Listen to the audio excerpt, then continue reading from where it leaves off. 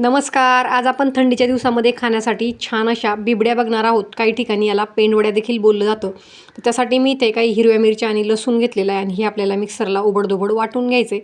या पद्धतीने मी ही मिरची वाटून घेतलेली आहे. आता ही मिरची आपल्याला एका डिशमध्ये काढून घ्यायची आणि रात्रभरासाठी आपल्याला ही झाकून ठेवायची आहे, जेणेकरून ही जी मिरची आहे ती आंबते.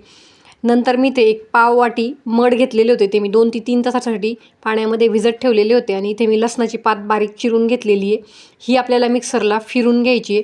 ही जी लसणाची पात आहे ती आपल्याला मिक्सरला थोडी ओबडधोबडच वाटून घ्यायची आणि मेन इन्ग्रेडियंट ही आपल्या रेसिपीमधला आहे.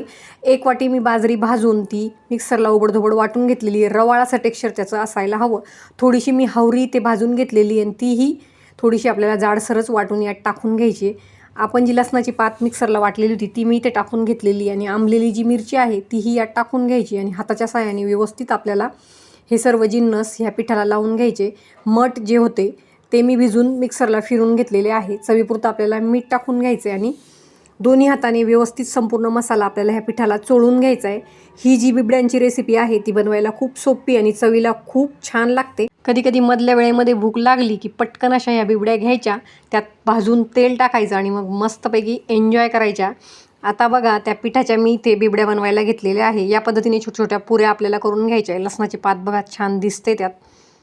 याच पद्धतीने मी संपूर्ण बिबड्या बनवून घेतलेल्या आहे आणि ह्या आपल्याला 2 दिवस उन्हामध्ये कडक अशा वाळून घ्यायच्या. नंतर त्या आपल्याला हवाबंद डब्यामध्ये ठेवून द्यायच्या आहे. महिनाभर त्या आरामात टिकतात.